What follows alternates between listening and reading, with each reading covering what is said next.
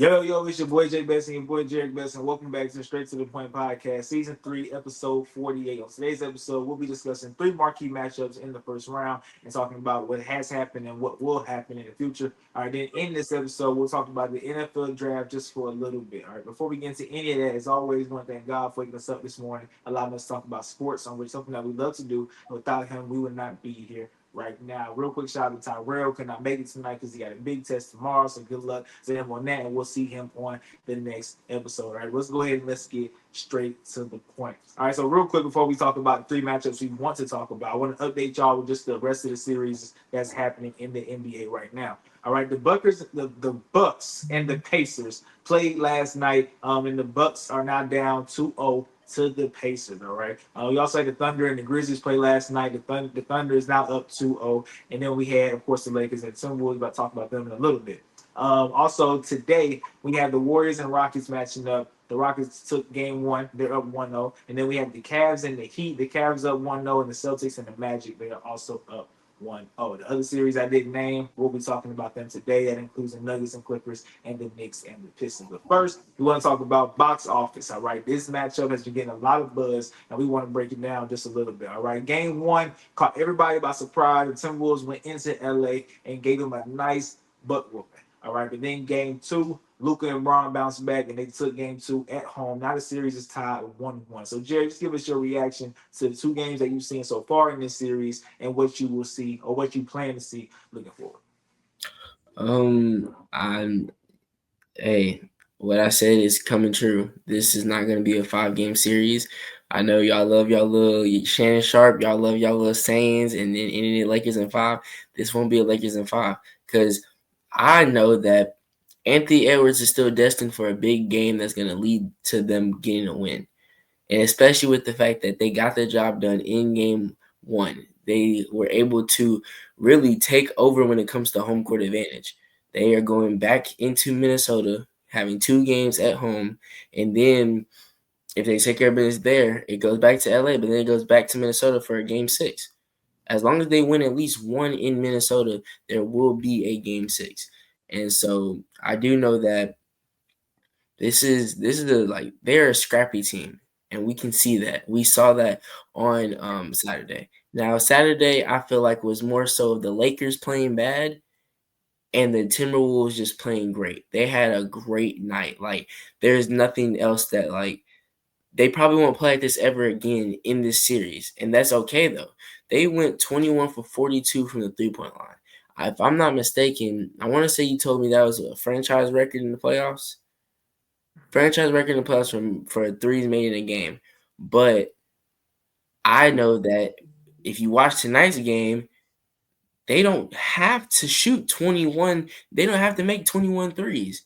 They are okay with playing their normal game. Tonight they only hit five threes. 5 threes only made on Tuesday night. And they ended up losing in a game that we thought was going to be a blowout, but it only turned out being final score was 94-85. They lost by 9 points. They lost by 9 points. You only made 5 threes. 5 compared to 21 threes. That tells me that you don't have to make all these shots. You just have to play a little bit better. Nas Reed, he did not have an effective game tonight. He played out of his mind game 1, and he didn't really do his job in game 2. But the fact that the Timberwolves still managed to hold the Lakers to 94 points, that is great. That is very impressive because, mind you, LeBron, he didn't have a great game 1. He honestly didn't. The man had, it was like 17, 19 points, I want to believe, and he only had 2 assists. Those 2 assists, that's the fewest most assists he's had in a playoff game since the 2014 finals. The 2014 finals, that was 11 years ago, y'all. So we've seen LeBron James, he wasn't as effective scoring the basketball, but he also wasn't effective sharing the rock, leading to good shots. And a part of that was just the Lakers missing shots, but part of that was also the Timberwolves' good defense. And then if we look at Austin Reeves, he's struggling a little bit, struggling to find his way. He did a little bit better tonight in game 2, but he was still 0 for 6 from the 3-point line. We know Austin Reeves can find his shot. He can get going. So, but I also think that this is just the Timberwolves defense. Like I said that the Timberwolves, they don't have the matchups necessarily. Like we know they don't have the matchup for Luka. Luka is having his way regardless. He's doing whatever he wants to. He's the third player, and I want to say in franchise history, to have 30-plus point games in their first two playoff games with the Lakers. Joining elite company with the likes of Shaquille O'Neal. Like, he's having his way with Jaden McDaniels, and it's more so of just they're getting switches. The Timberwolves are continuing to switch, and if they continue to switch, there will continue to be problems. There's numerous times I've seen him just cook Rudy Gobert. I'm talking every single time that matchup happens, fans are on their feet. They're getting their phones out. They already know what's going to happen. It's happened every single time. I don't know why that switch continues to happen. And if it continues to happen, Luka's going to continue to go for 30, and you might be in trouble. But, I mean, other than that, the Timberwolves have done a solid job. LeBron had 21 points, but he was 8 for 19. So it wasn't as efficient as we're used to LeBron being.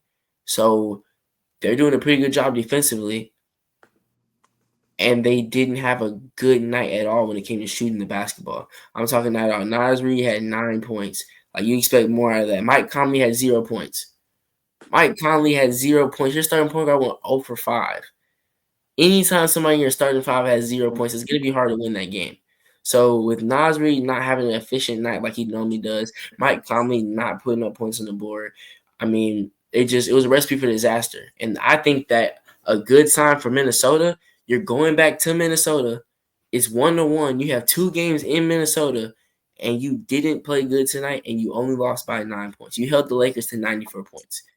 That's where I think you can take away a slight win from this. Now, of course, it's not a win because it's 1-1 going back. If it was 2-0 going back, I'd call the series. I'd say the series is over if it was 2-0.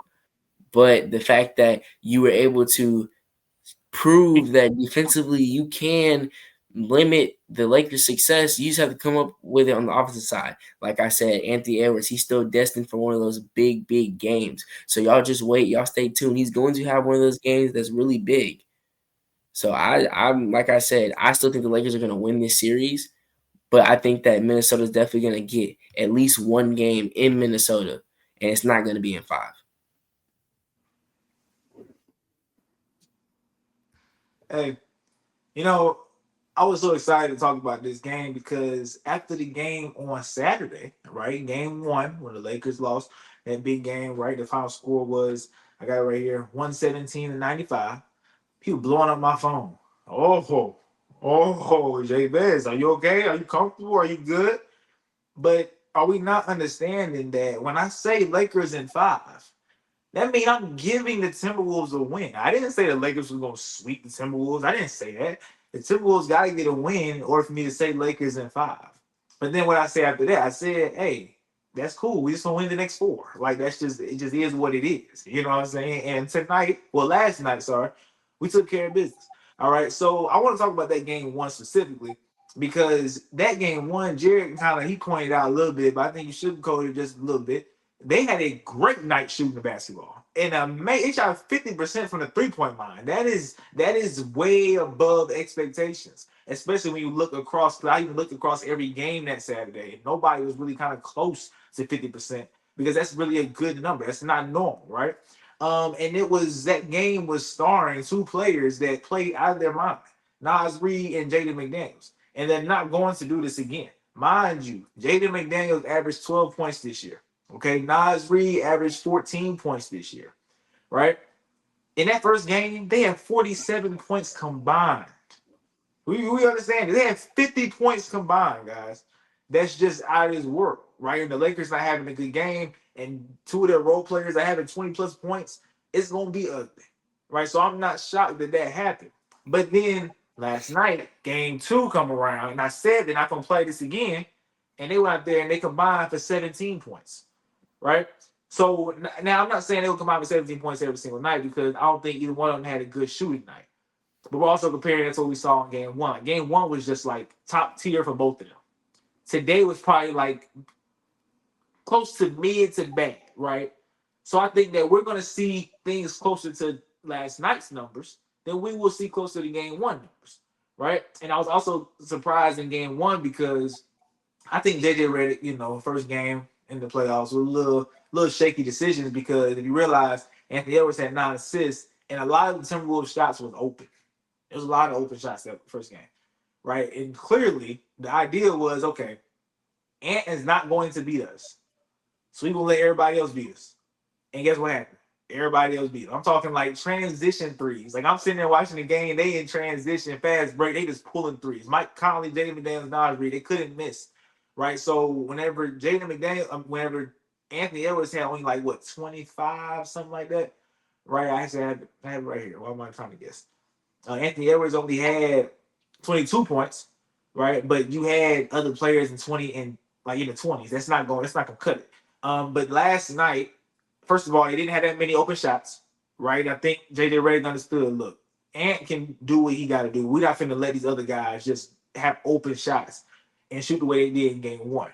So for one, they didn't shoot that well because I don't think that those two can consistently shoot that well. And for two, I think JJ Redick kind of changed the game plan up. And also, you got to realize the Lakers had a little intensity to it, right? It was intense because guess what? You got to win game two.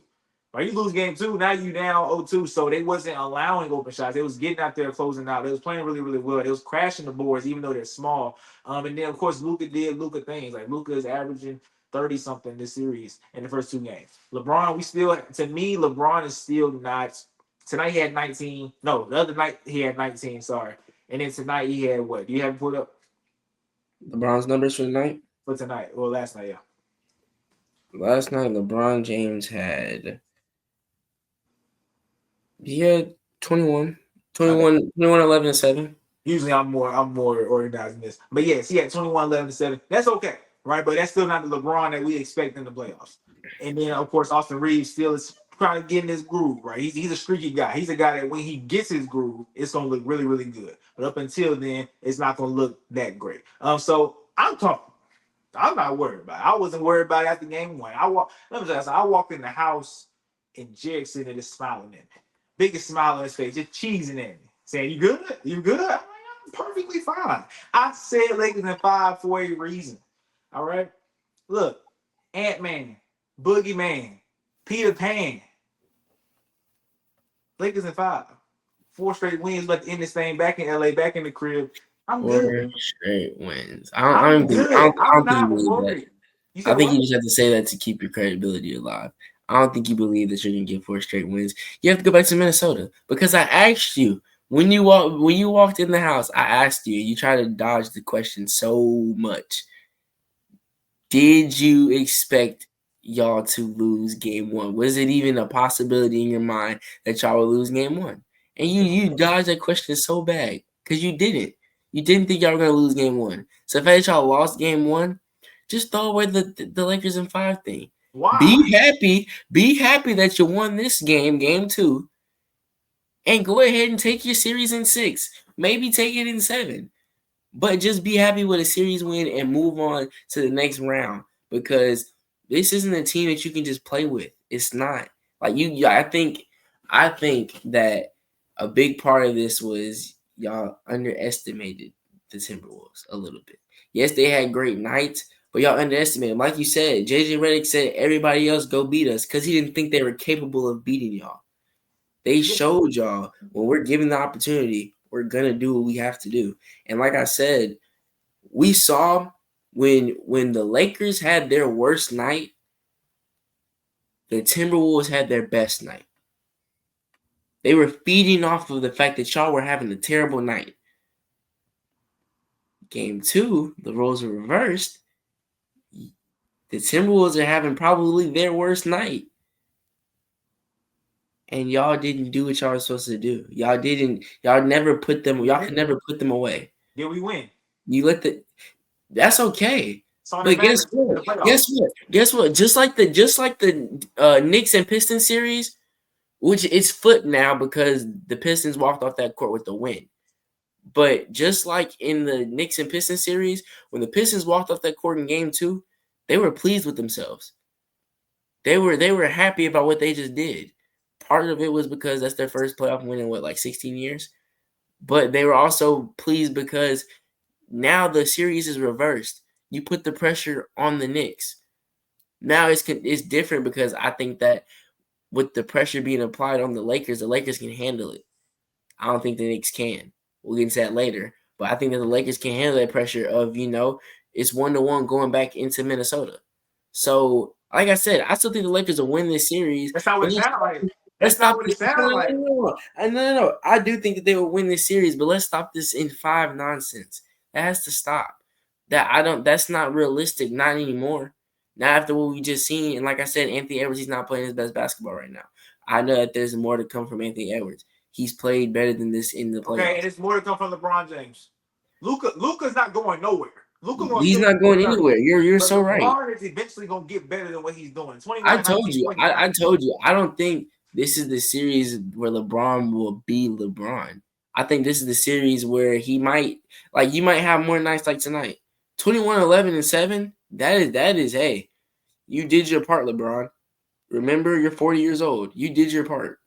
Go ahead, pat yourself on the back. You did your part. The rest of the team should be able to handle the rest from there. But like I said, the Timberwolves had their worst night, and they still managed to hold y'all to under 100. So imagine if, let's say LeBron goes for 26, 27. That puts y'all over 100, but the Timberwolves, it's still not a blowout. The Timberwolves are still within striking distance. They still won a crazy run at the end of the game away from winning the game. So LeBron can eat some more, but you're going to need some of the others to step up. They're going to have to step up and have bigger roles. The Yes. biggest one being Austin Reeves. He's Yes. going to have to come with it because if he doesn't come with it, this series might take a change. It really might. That's my Austin point. Reeves has to step up. Jackson Hayes, you had 2 points, brother. Mind you, he didn't play that much. Yeah, he don't He's play that much at not all. Yeah. playing much. But there's just players have to step up. They honestly do. Like Yes, it's my point. So I get it. Luka gonna get what he give every night. That's not gonna change. Playoff Luka is just a different guy.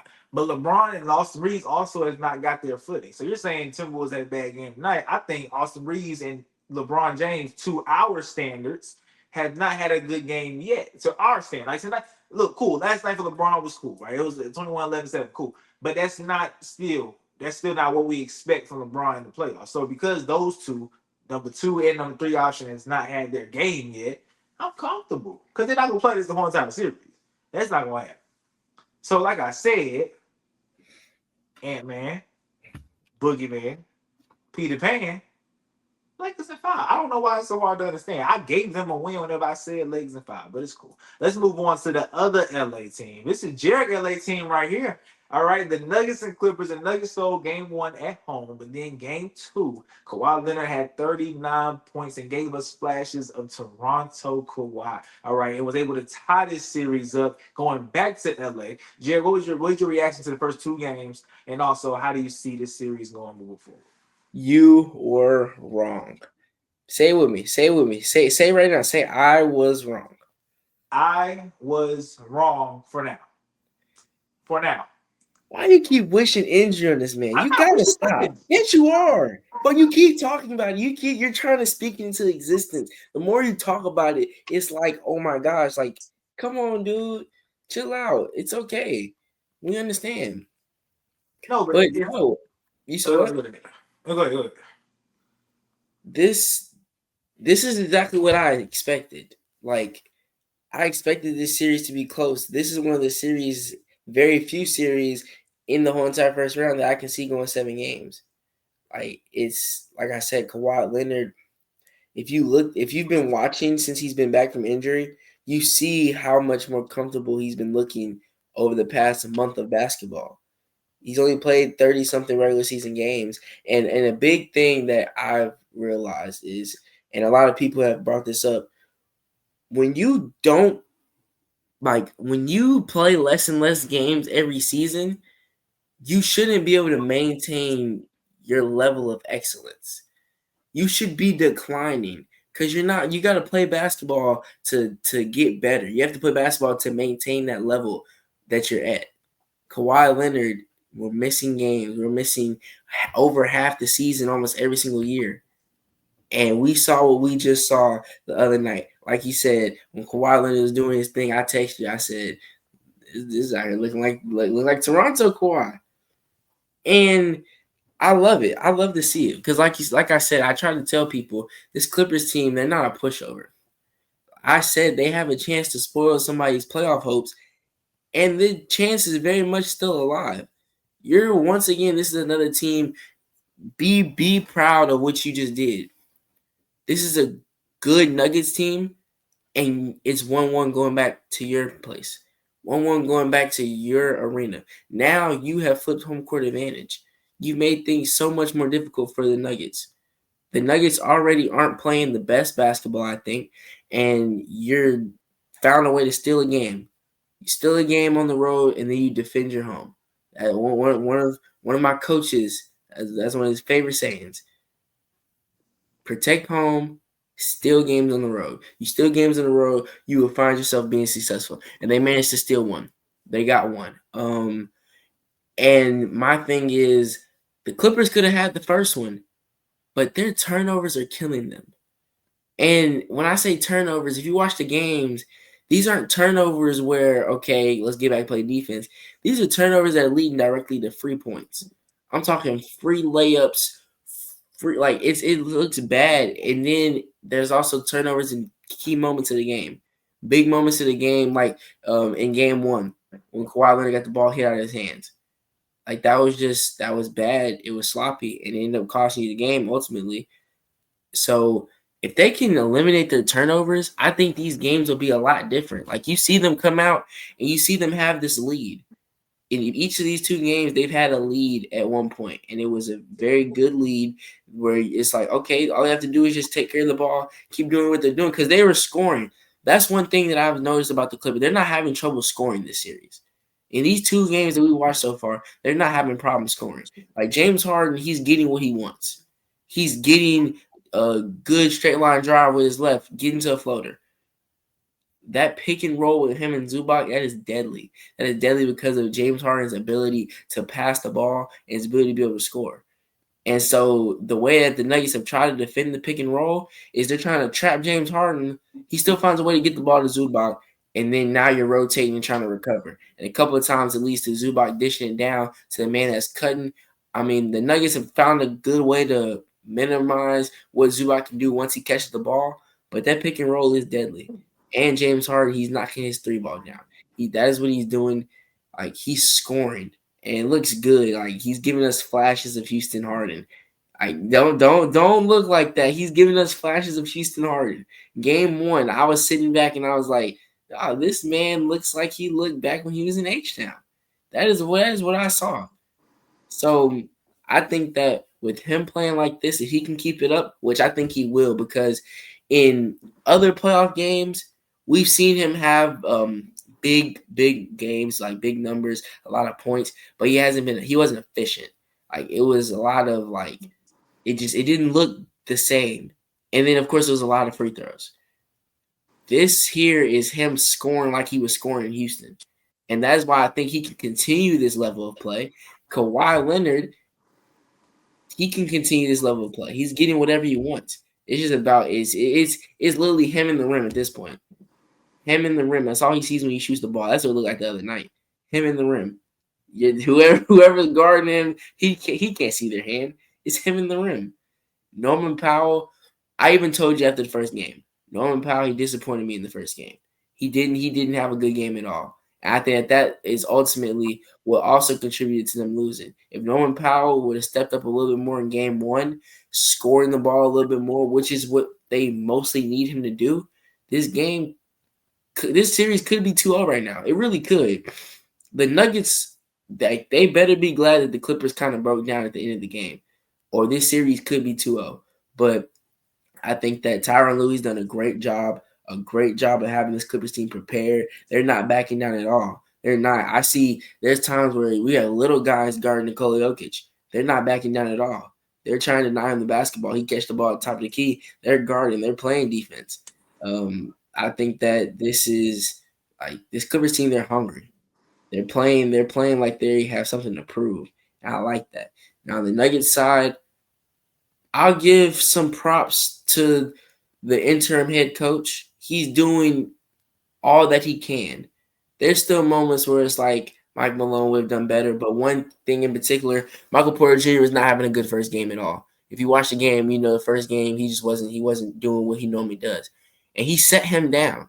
He set him down at the end of the fourth quarter and overtime. He had Russell Westbrook in the game, which almost hurt them, but it ended up helping them in the long run. He hit the three to send them the game to overtime, and then he caused a turnover to ultimately win the game. So, big shout out to him for handling that game one situation.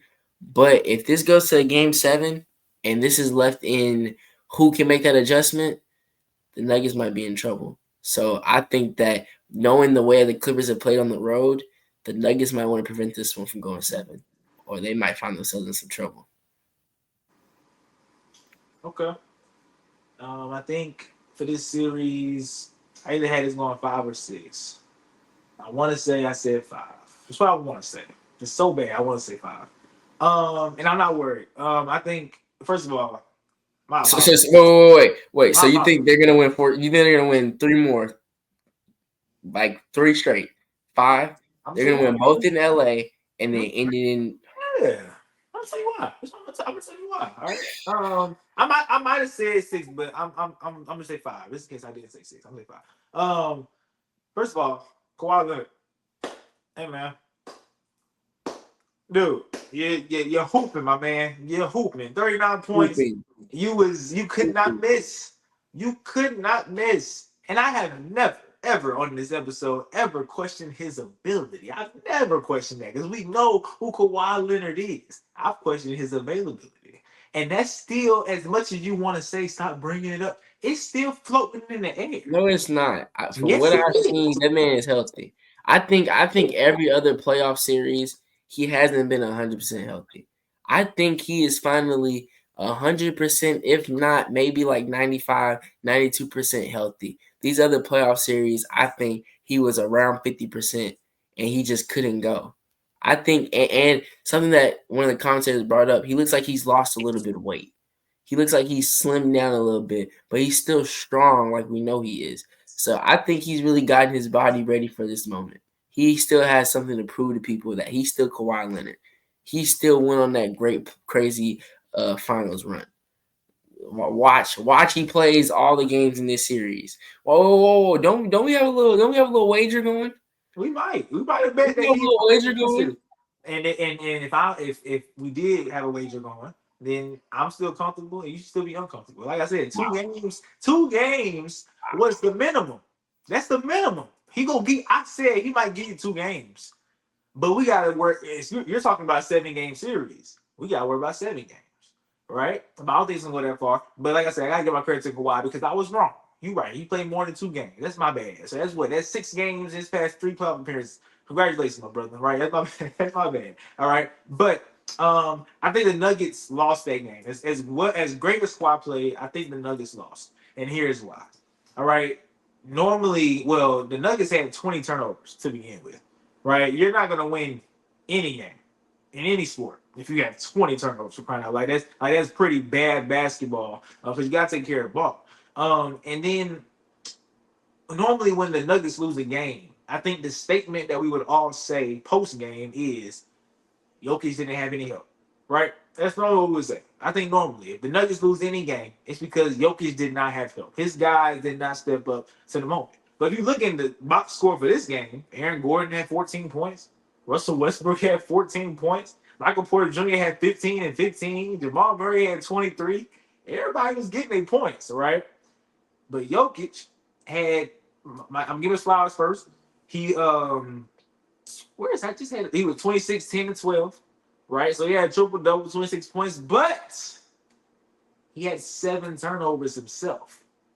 That's no bueno. That's no bueno at all. He went 6 for 10 from the free throw line. That's no bueno, right? Also, one of his turnovers, well, it wasn't a turnover, it should have been counted as a turnover, but the Nuggets shot the ball, missed, kicked it out to Jokic, and he just panicked and threw it up at the goal. And he looked at the refs because I think for some reason he thought the shot clock didn't start over. So he just threw the ball up. And it was a bad shot. And then the Clippers got a ball. I don't know if they scored, but you lost the possession right there. That led to points. In a close game like this, that matters. Right. So I think Jokic made some questionable moves in that game. And also, like the 7 turnovers is not good. But overall, you can't say he had a bad game because he had a triple double, 26, 10, and 12. Like it's not a bad game, but you gotta take care of the basketball. And like you said, Mike Malone's intern is doing to me a good job. Like I'm not looking at this saying, see, you shouldn't have fired Mike Malone. I'm not saying that at all. Right? He's doing with what he has. He's doing the best he can. Also, I want to make sure we bring up the Russell Westbrook train, or not train, roller coaster, right? That happened in Game One, right? And he made so many mistakes and good plays in such a small span. Like that is scary. And like you said, let's just say this thing does go 7. Is Russ playable in an important moment in that game?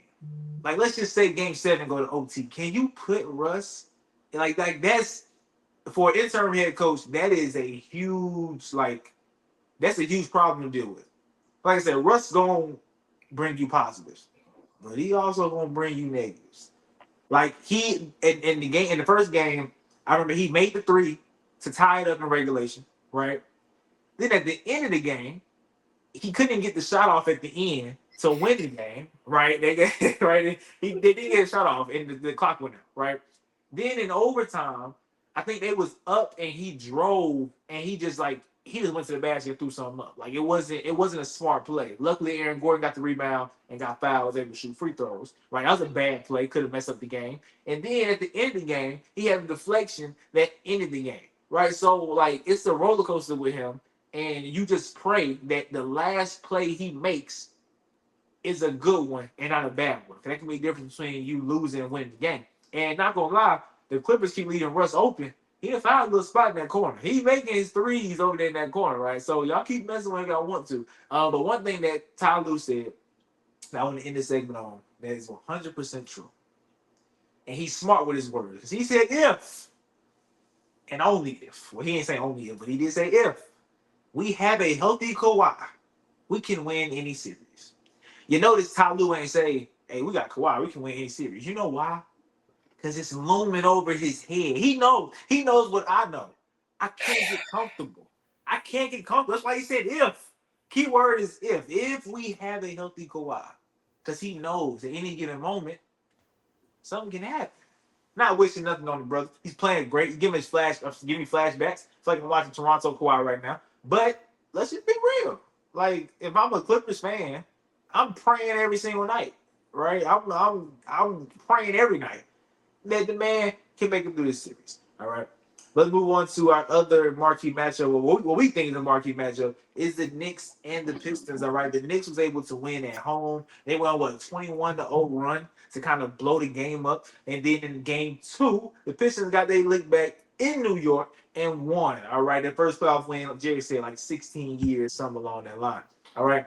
So, Jared, what's your reaction to the first 2 games? And how do you see this series going now? So, for those of y'all that don't know, me, J Best, Tyrell, we all had, we had discussions about how we think each series is going to pan out. And they both thought that this series was just sweep it under the rug. The Pistons have no chance. The Knicks are just too good. But I try to tell them, this is scary. If you're the Knicks, you're in a scary situation because if you recall back to his playoff tears, the Pistons, you had a great season. You did all you could do. Am I right? You like kudos to you. Round of applause, standing ovation. Nothing else that you can do can make us look at this season any differently. You can only make us look at this season better. Yeah. We can only look at it and say, oh my gosh, not only did you make the playoffs, but you won a series. You competed in a series. So they are playing with nothing to lose. A team with nothing to lose is a scary team. They're playing with no expectations. They're not supposed to be here. They're not. Nobody thought they were going to be here. Everybody said, you know what? Maybe the play in. Maybe. But no. They're the 6th seed and they're looking to knock the Knicks off. And like you said, game 1, this is why I'm confident that the Pistons are going to win this series. I'm telling y'all this right now. Because game 1, you're up by a lot. It's looking good. You have your swag, your confidence, and then the Knicks go on a 21-0 run, and they just shoot everything that you worked for in that game, and they flushed it all down the toilet, and you're down 0-1. How do you respond to that? You're a young team. You have no real veteran in that locker room besides maybe Tobias Harris that's been in the playoffs, been out there when it's time to go for real, and like been in the fire. So how do we respond? You're a young team. Are you gonna come out here and be like, you know what, shrug it off? It's game two, or are you gonna go out there thinking about game one? Mind you, the game was set up the same way. The whole entire time, the Pistons, at some point, the Pistons got a lead and they got a little comfortable lead. In the back of your mind, are you thinking about the 21-0 run you allowed to happen? Are you thinking, is this set up to be another one of those games? But I'll tell you what the difference was. Cade Cunningham wasn't having that. I told these two, Cade Cunningham eats against the Knicks. Cade Cunningham has a field day against the Knicks. And what did he do? He had a field day against the Knicks. Nobody on that team can guard him one-on-one.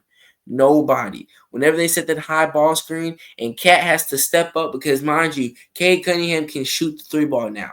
He's developed his game to where he can come off that screen and pull up for three. So there's numerous times where I see Karl-Anthony Towns has to step all the way up to prevent him from shooting the ball, and he does a little crossover in and out, and he gets right by Cat, and he's attacking the rim. Not only that, a big part of this team's success, when Cade attacks the rim, you see two bodies following him at all times. Jalen Duran, he's been playing like a grown man, like a dog this whole series.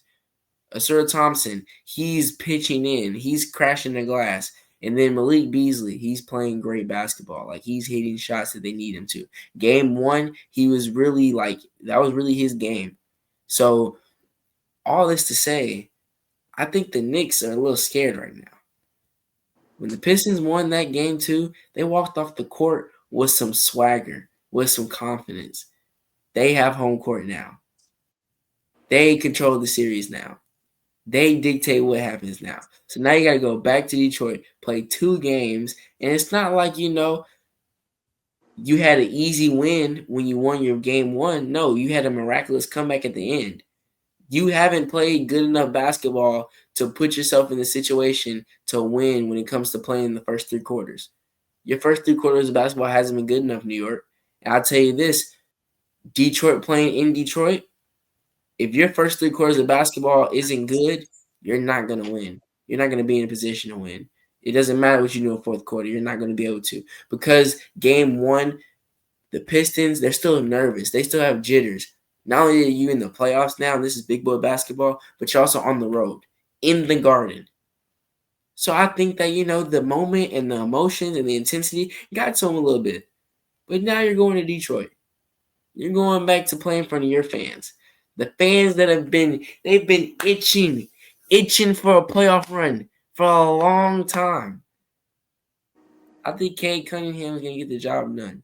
I think that game 3, he will have another big night, and that will really set the tone for how the rest of the series is going to play out. So I think that the Pistons are going to win this in 6. Let me tell you something. I know the Knicks worried. You know why? Because I'm worried. I'm checking out my boots right now. It's not even that. It's not even that I wanted the Knicks to win. I mean, that I'm like cheering for the Knicks. I just picked the Knicks because, like I said, Detroit. To me, outside of Cade Cunningham, who is the guy you're worried about?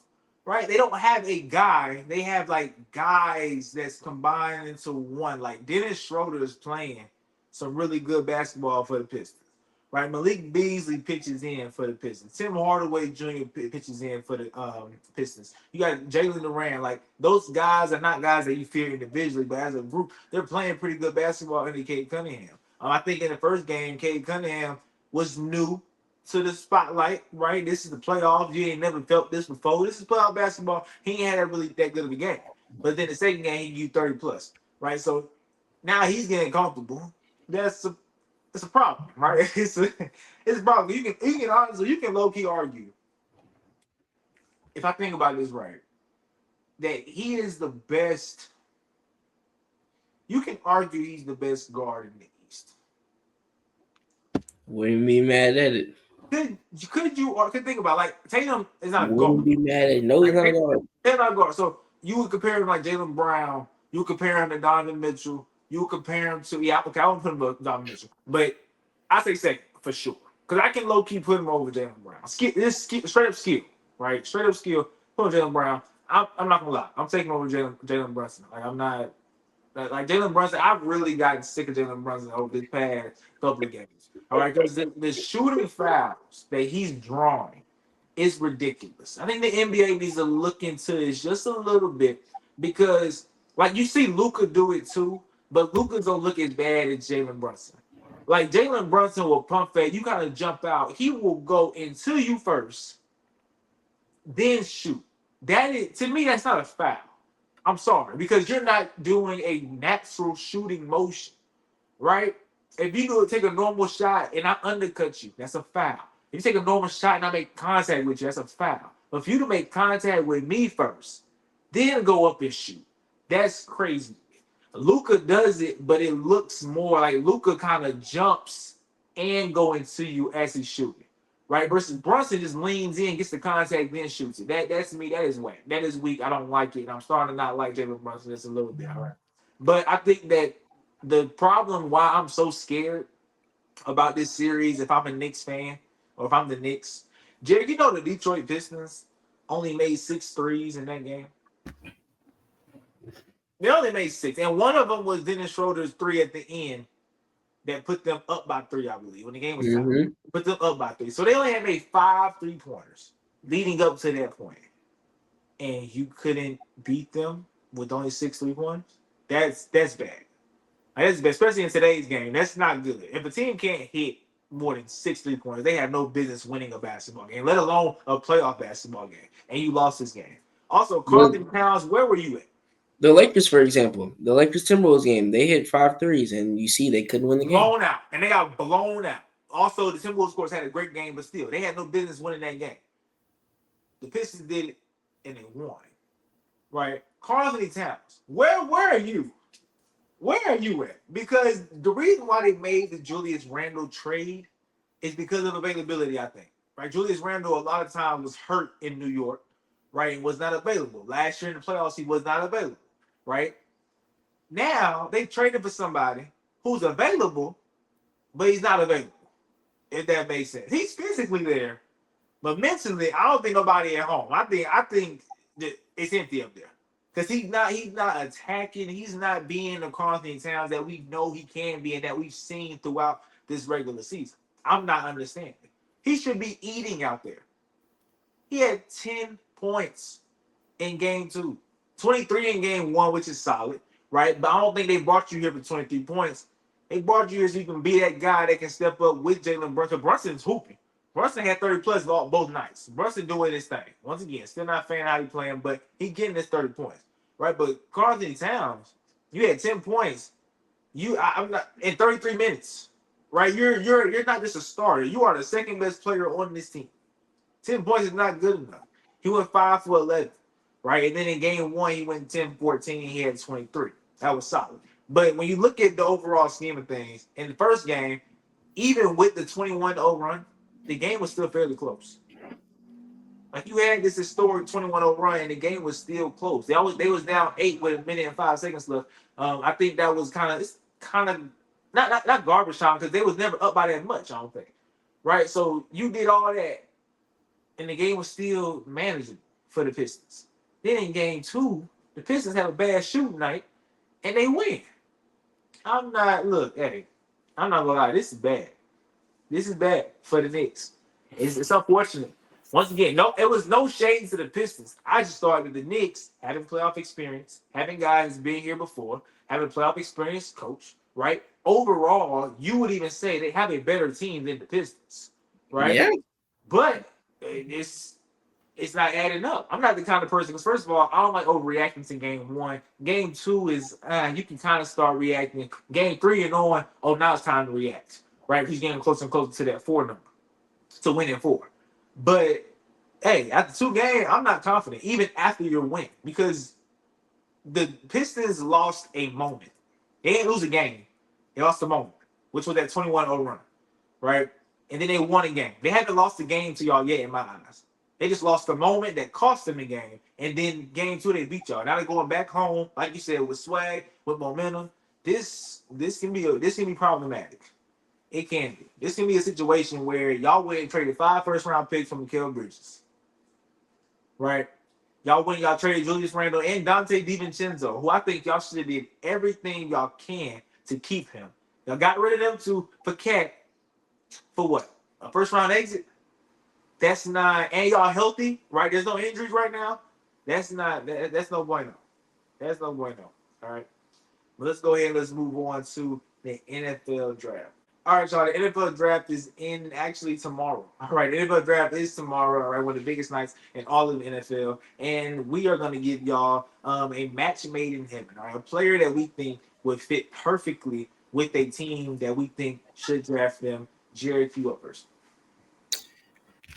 I love this. I love this topic right now because the person that I have, the name that I'm going to say, is actually one of my favorite prospects in this draft. He's the guy that I really think that teams need to like. He needs to be on their radar. If you don't have somebody that can fill in that spot, this is the guy you need to go ahead and get. And I'm gonna go to my boy Tyler Warren out of Penn State, and his match made in heaven is the New York Jets. That's their match made in heaven. New York, if you look at it, you just lost Devontae Adams. You lost your number one tight end in Tyler Conklin. Was Tyler Conklin the weapon that we know? He wasn't. But he was solid. He was a solid weapon for Aaron Rodgers. And now you lost Devontae Adams as well. So you have Garrett Wilson. You need some help. Okay? Tyler Warren, he's a phenomenal tight end. Like he is like what Brock Bowers did this year. Expect that from Tyler Warren. And especially because this will also help Justin Fields.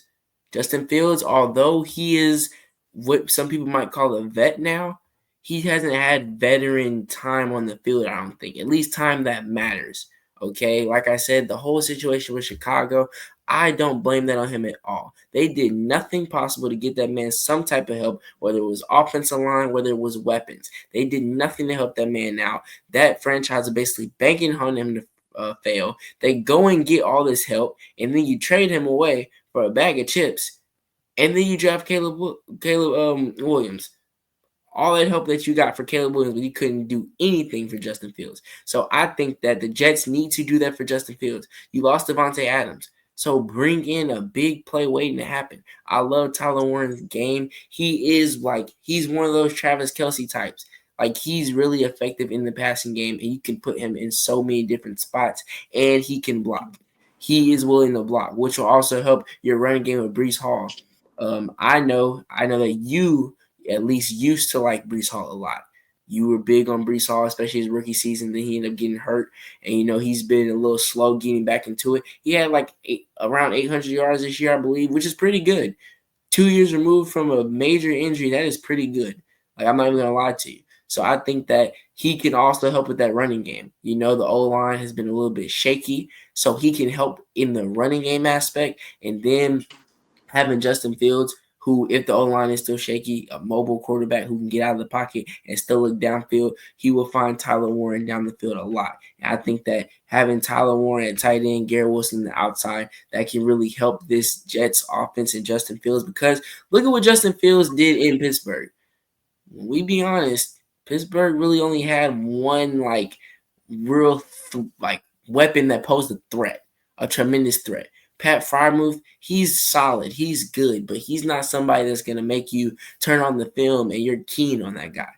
Okay, so the Jets have that one guy right now, that's Garrett Wilson. So you need to bring in another guy. And I think that they have the 10th overall pick, I think, getting Tyler Warren there because he will drop, because some teams are going to sleep on him, because tight end, that's not really a position you see going high, because that's not a major pull for some teams. Like I know we saw Las Vegas Raiders last year. They did it with Brock Bowers, but not a lot of teams are willing to draft the tight end high. So you having the 10th overall pick, I think that if you go ahead and get Tyler Warren, that will make your team so much more better for the foreseeable future. Okay, I like that pick. I'm gonna go on down to New England, where a good friend of mine, Drizzy Drake, is. All right. I think that this is a pick that is kind of, you can argue that they shouldn't go this route, but I'm gonna tell you why. I'm gonna convince you why they should do this. I think that if he falls, and he should, according to the mocks that I've seen, if Travis Hunter falls to the Patriots have to get him, and this is why. Okay, I think that out of all the players in this NFL draft, if you look at who has the highest ceiling, who has the best chance of being a generational talent, a name that we're gonna talk about for years to come, that we're gonna tell our kids about, and they gonna tell their kids about, or well, our kids gonna probably see him play, right? But it's Travis Hunter, I think.